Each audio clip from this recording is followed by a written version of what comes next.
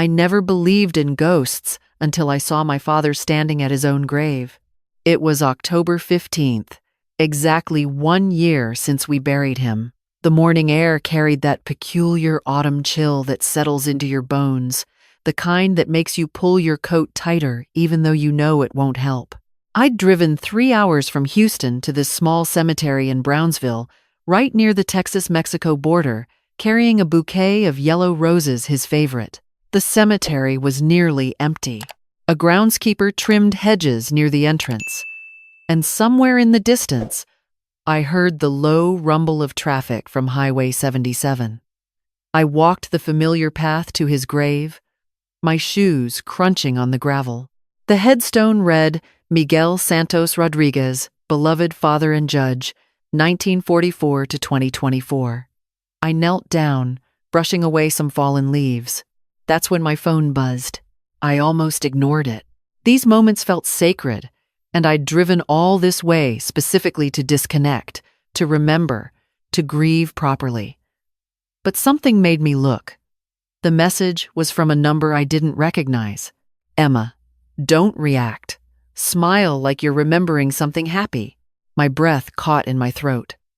I stared at the words, my mind racing through possibilities. Wrong number? Prank? But they'd used my name. I forced my face into something resembling a smile, though my hands had started to shake. Another message came through immediately. Good. Now look at your phone like I just sent you a funny memory. In 30 seconds, walk back to your car at a normal pace. They're watching you right now. 3 graves behind you to your left. Ice flooded through my veins. Every instinct screamed at me to turn around, to run, to do something. Instead, I let out a fake laugh, staring at my phone like I'd just seen a hilarious meme. My heart hammered so hard I could feel it in my throat. Who is this? I typed with trembling fingers. It's me, mija. I'm so sorry. Start walking. Mija. My breath stopped completely. Only one person had ever called me that, with exactly that cadence. That particular tenderness wrapped in the word. My father. But my father was dead. I'd identified his body in the morgue. I'd watched his coffin lowered into the ground. I'd spent a year drowning in grief, learning to live in a world without his terrible jokes and his unwavering belief in justice.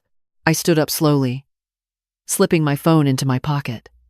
I touched the headstone once more, whispering goodbye like any grieving daughter would. Then I turned and walked back toward the parking lot, forcing myself not to run, not to look behind me. Every step felt like moving through honey. My mind kept screaming that this was impossible, that dead people don't send text messages, that I was losing my mind right here among these graves. But another part of me, the part that remembered his voice reading bedtime stories, the part that knew exactly how he'd pause before delivering the punchline of a joke, that part recognized something in those messages, the way he'd written mija, the protective urgency. I reached my car and got in with shaking hands. The moment I closed the door, my phone rang. The same unknown number. Don't answer it here. Drive to the Stripes gas station on Boca Chica Boulevard. Park in the back by the air pumps. 5 minutes. I'll call again. The message disappeared as I watched. Some kind of app that deleted automatically. My legal training kicked in then. The part of my brain that evaluated evidence and assessed risk. This was either an elaborate, cruel hoax, or my father was somehow alive. And if he was alive and hiding, there was a reason. A dangerous reason. I started the car and drove. Those 5 minutes felt like 5 hours. My mind spun through memories of the last time I'd seen my father alive. He'd seemed stressed, distracted. I'd attributed it to his heavy caseload. He'd been a federal judge for 20 years, handling everything from immigration cases to drug trafficking trials. The week before he died, he'd ask me strange questions. If something happened to him, would I know how to access his safe deposit box? Did I remember the code word we'd used when I was little? The one that meant real danger, no questions, just run? That code word was hummingbird. Then came the call from the police. Single car accident on a rural road. Vehicle fire, remains burned beyond recognition. But his wedding ring, his watch, his dental records, all confirmed. I'd flown down immediately. My daughter, Maria, 8 years old, had cried for days. We'd held a funeral. I'd given a eulogy. I'd scattered yellow roses on his coffin. I pulled into the gas station and parked exactly where instructed, near the air pumps in the back, where shadows from the building made it harder to see. My hands wouldn't stop shaking. I gripped the steering wheel and waited. My phone rang 30 seconds later. "This time," I answered. "Emma." The voice cracked with emotion, unmistakably familiar, despite being rougher, more strained. "I have about 3 minutes before this line becomes traceable. Listen, very carefully. Everything you're about to hear is going to sound insane. But I need you to trust me the way you did when you were little and I told you to close your eyes before the roller coaster drop. Can you do that?" Tears streamed down my face. "Dad? It's me, baby girl. I'm alive." The accident was staged. I had to disappear because I was about to be killed, and if they'd known I was getting close to what I know now, they would have come for you and Maria too. I thought if I was dead, you'd be safe. I was wrong. What are you talking about? Who's they? Los Cuervos cartel. I did. Miguel Navarro, a mid-level cartel boss who'd been accused of ordering the murders of 2 DEA agents. My father had sentenced him to life in prison. It had been a high-profile case. Security had been tight, but nothing unusual had happened. Navarro was still in federal prison, as far as I knew. Navarro was just a piece, my father continued, his words coming faster now.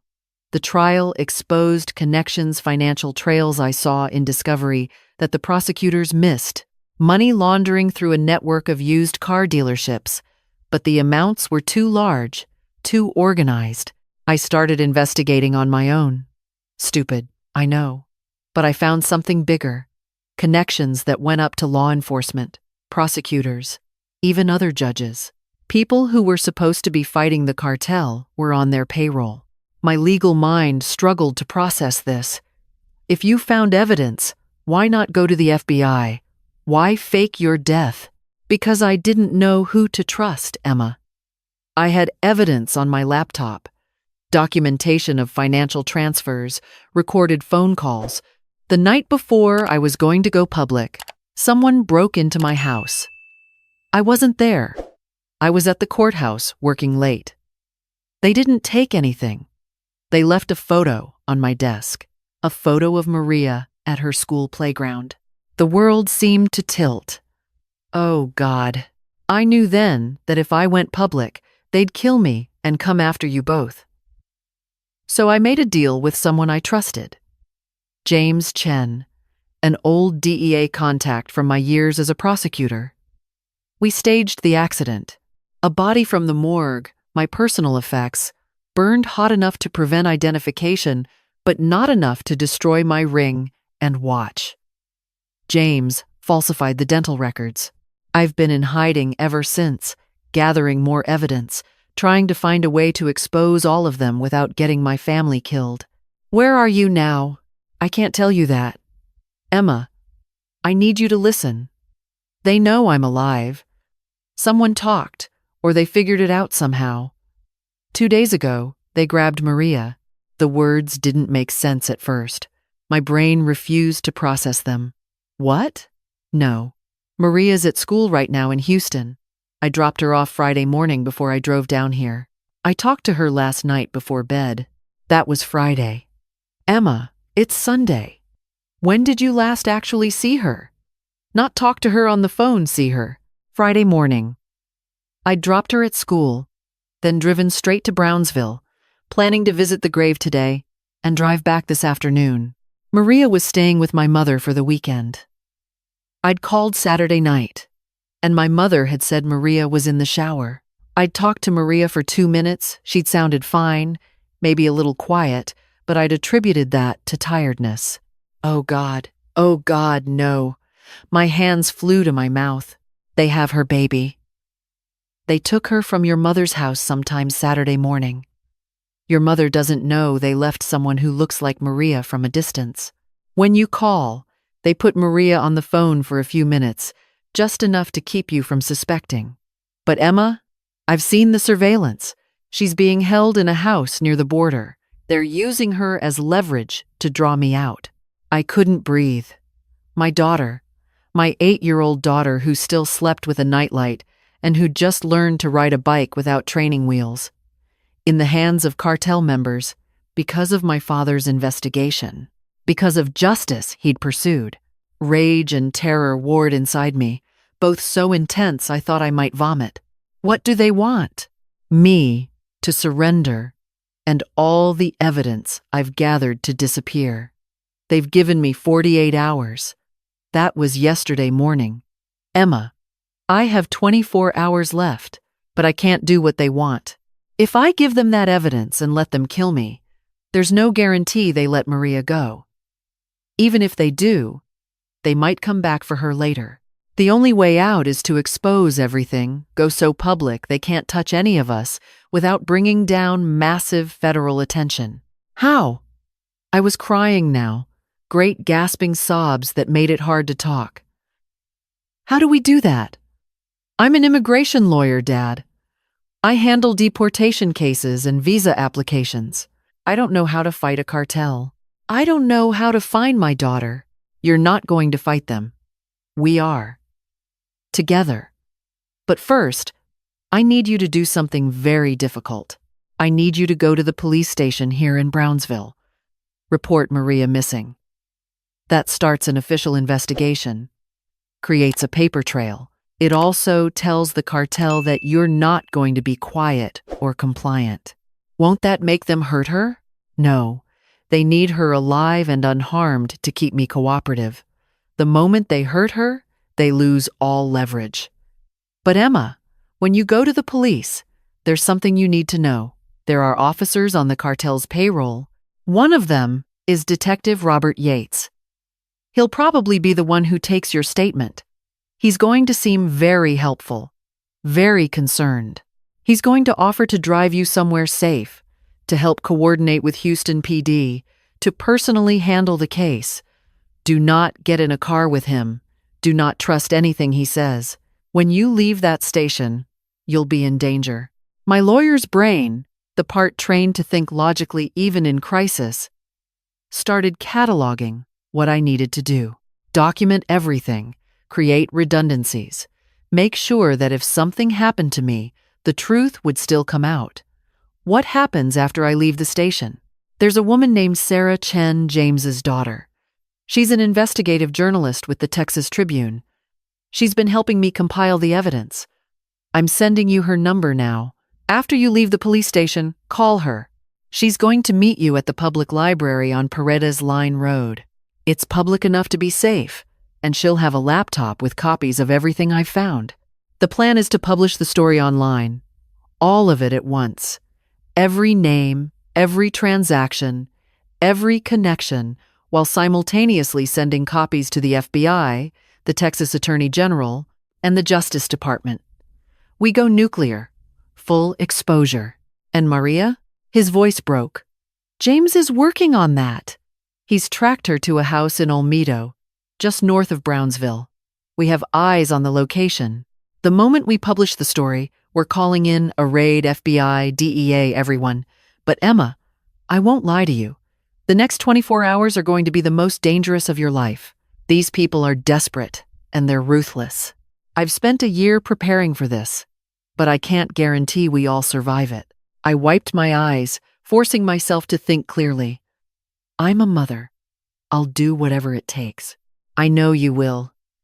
You're stronger than I ever was. Listen, I have to go. This call has been too long already. Go to the police station. Report Maria missing.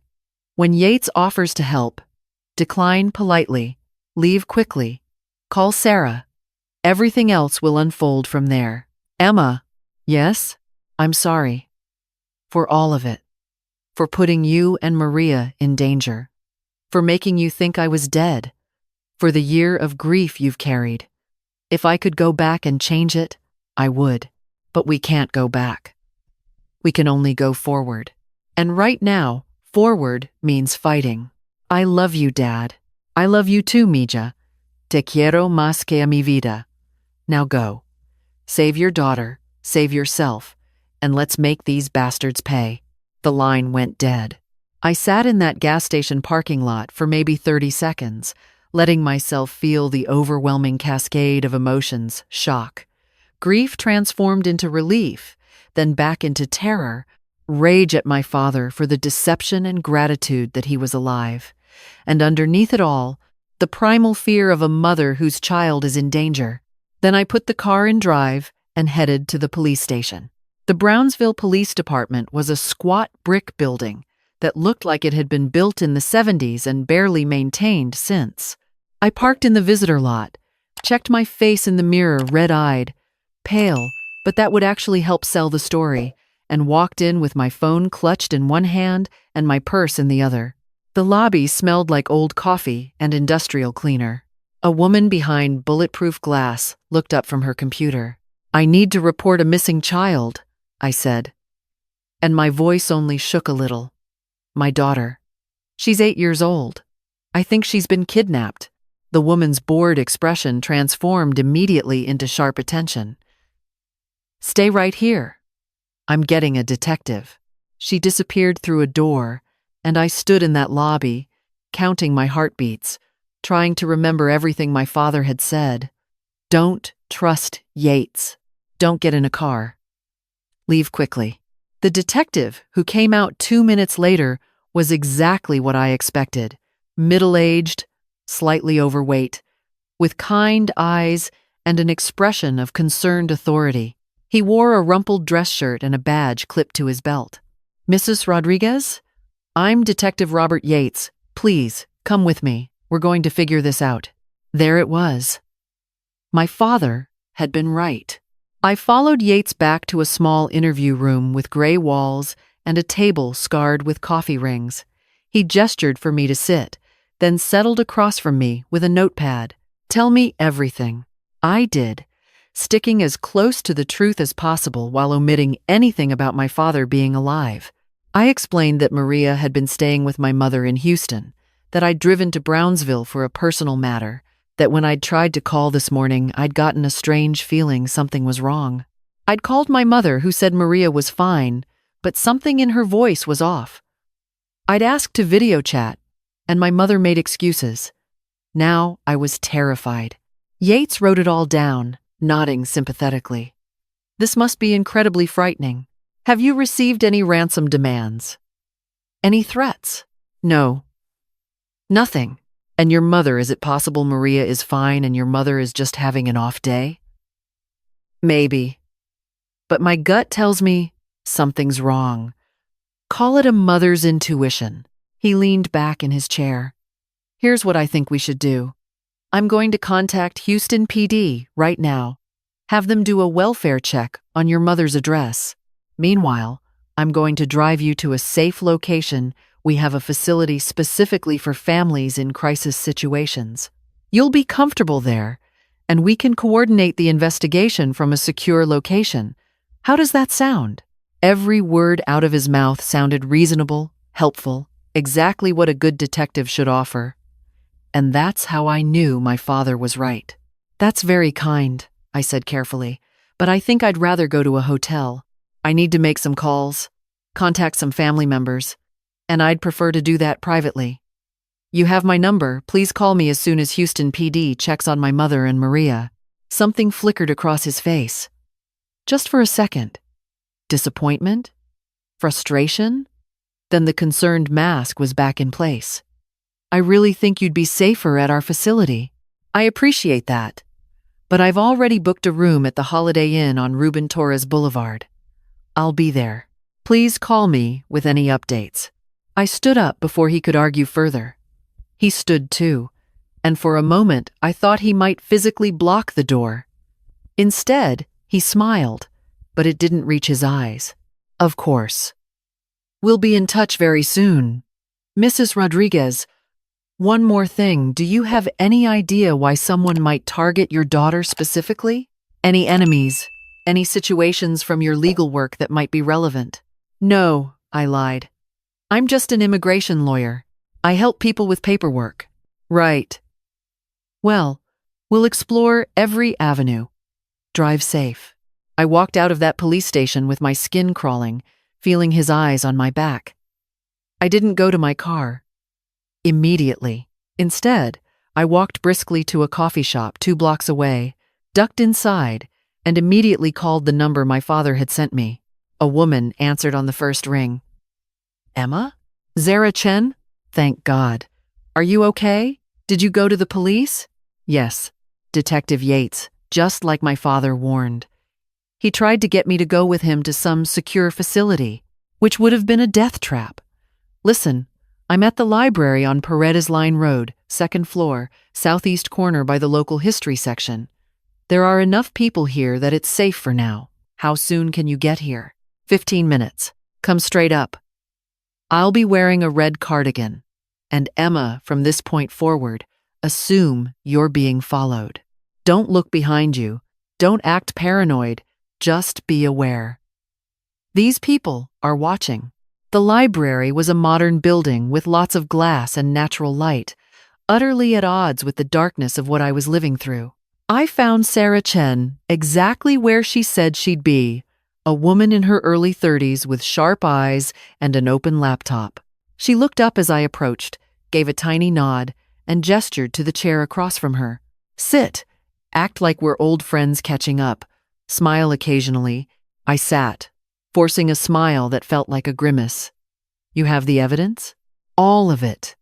Financial records showing transfers from shell companies linked to Los Cuervos into the personal accounts of 3 police officers, 2 prosecutors, and 1 sitting judge, not your father, obviously.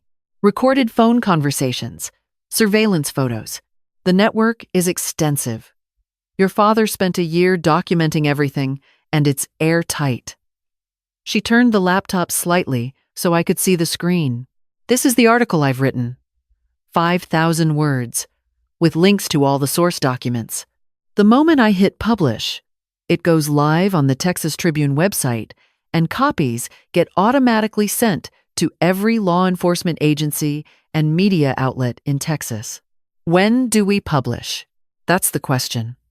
Your father wants to wait until we have Maria secured. But James Chen, my father, thinks we should publish now. Immediately. Because the longer we wait, the more danger you're in. They know something's happening. Yates has probably already reported that you wouldn't go with him. They're going to escalate.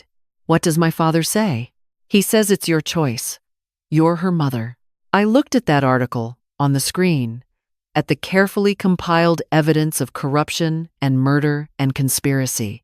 Publishing it would make Maria a liability to the cartel, a witness who could corroborate her grandfather's survival, tie them to kidnapping a child. They might kill her to eliminate that loose end.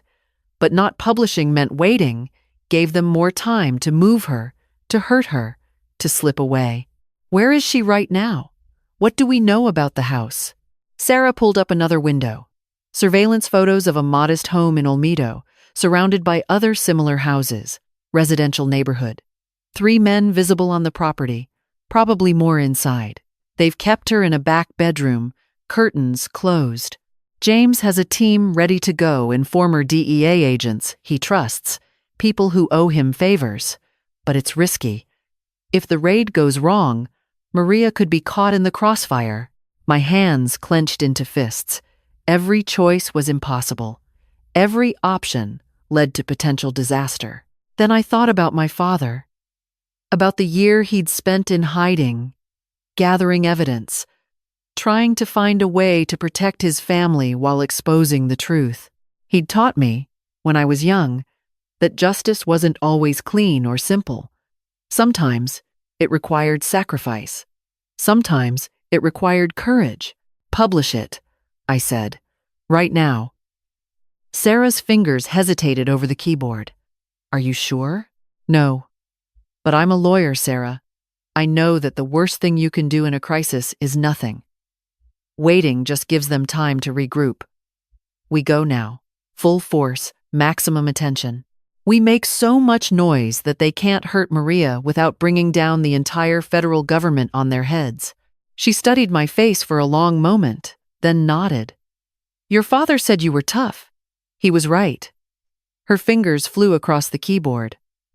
I'm hitting publish in 10 seconds. Once I do, there's no taking it back. 7. I watched the countdown, my heart in my throat. 3, 2, 1. Published. She hit the key with a decisive click, and somewhere in the digital universe, the truth exploded outward. I imagined it spreading alerts going out to newsrooms, journalists reading in disbelief, phones starting to ring in offices across Texas. The story of a federal judge who faked his death to expose cartel corruption, complete with evidence that would destroy careers and send people to prison for life. Now what? I asked. Now we move. James is already coordinating with FBI agents. He trusts people outside Texas, brought in specifically for this. They're hitting the house in Olmedo in approximately 30 minutes. We need to get you somewhere safe because the next few hours are going to be chaos. My phone started ringing. I looked at the screen, Detective Yates. Don't answer, Sarah said sharply. I declined the call. Immediately, a text came through. Mrs. Rodriguez, we need to talk urgently about your daughter. Where are you? They're looking for me. I said quietly. Of course they are. You're the loose end. But here's the thing, they can't touch you now without confirming everything in that article. You've become radioactive. Come on, we're leaving. We walked out of the library together. Sarah on her phone murmuring to someone, me scanning faces in the parking lot and seeing threats everywhere. Every person could be cartel. Every car could be surveillance. We got into Sarah's vehicle, a nondescript Honda. Where are we going? TV station. KVEO, the NBC affiliate. I have contacts there. We're going to do a live interview. Put your face on camera telling your story. Maximum exposure equals maximum safety. I look terrible. Good. You look like a terrified mother whose daughter was kidnapped. That's exactly what you should look like. 20 minutes later, I was in a television studio, sitting across from a news anchor who looked equal parts excited and horrified. They'd read Sarah's article. They knew what we were alleging, and they wanted the exclusive interview with Judge Rodriguez's daughter. The interview itself passed in a blur. I told my story, the text from my father, Maria's kidnapping, the corruption, the desperate 48-hour deadline. I looked directly into the camera and spoke to whoever was holding my daughter. I know you're watching this. I know you're aware that the story is out now, that every law enforcement agency in Texas knows what you've done. If you hurt my daughter, you'll have nowhere to run. But if you let her go right now, if you walk away, you have a chance. That's the only deal you're getting. The anchor asked careful, probing questions.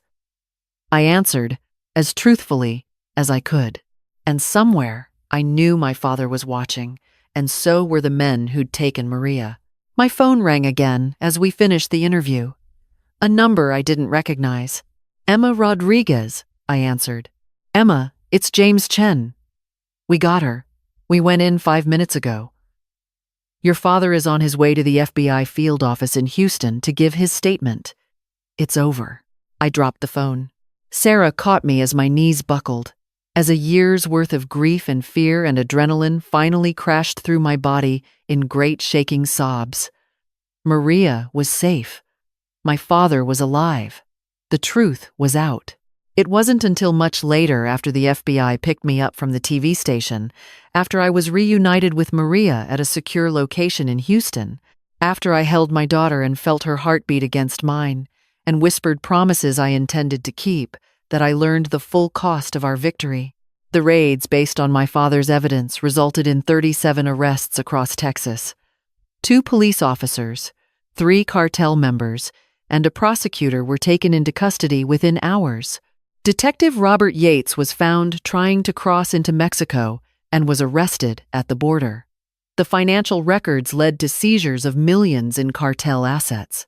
But 3 days after we published the story, as my father was being transported from the FBI field office to a secure safe house, the transport van was ambushed on Highway 59. The FBI agents survived. My father did not. He'd taken 2 bullets protecting the agent next to him, pushing the man out of the line of fire. The shooters, cartel members who'd evaded the initial arrests, were caught within the hour, but it was too late. My father died in the back of that van, finally free to use his real name, finally able to stop hiding. At his second funeral, his real funeral, I stood with Maria beside me and told the crowd of mourners about his courage, his year of sacrifice, his unwavering belief that some truths were worth dying for. I scattered yellow roses on his coffin again, but this time they meant something different. Not grief for a life cut short by accident, but honor for a life deliberately spent in service of justice. I still have the phone he used to text me that day in the cemetery. I've never deleted those messages. Sometimes, late at night when Maria is asleep and the house is quiet, I read them again. It's me. Mia. I'm so sorry. We can only go forward. Let's make these bastards pay. We did, Dad. We made them pay. Maria asks about her grandfather sometimes. She knows he was a hero. She knows he saved her life. What she doesn't know yet, what I'll tell her when she's older, is that heroes don't always survive their stories. Sometimes the cost of justice is everything. Sometimes you trade your life for the truth and trust that someone else will carry it forward. I keep his badge on my desk now, next to my law degree, a reminder that the system isn't always just that corruption can reach into the highest offices, but that ordinary people, a judge who wouldn't look away, a journalist who wouldn't stop writing, a mother who wouldn't stop fighting, can still tip the scales. 6 months later, I visited his grave again, the real one this time, with his real death date carved into the stone. I brought yellow roses, and I brought Maria, and together we told him about our lives, about school and work and the therapy we were both attending, about the nightmares that were slowly fading, about the scholarship fund we'd established in his name for children of fallen judges and law enforcement officers. And I told him something else, something I'd decided during those long months of healing and testimony and legal proceedings. I was running for his vacant seat, Judge Emma Santos Rodriguez. Someone had to carry forward his legacy, and I'd learned from the best. As we left the cemetery that day, Maria's small hand in mine, I didn't look behind me. I didn't check for threats or scan faces in the distance. The main players were in prison. The network dismantled. The danger passed. But I carried my father's lessons forward. And always, always bring yellow roses to remember those who paid the price.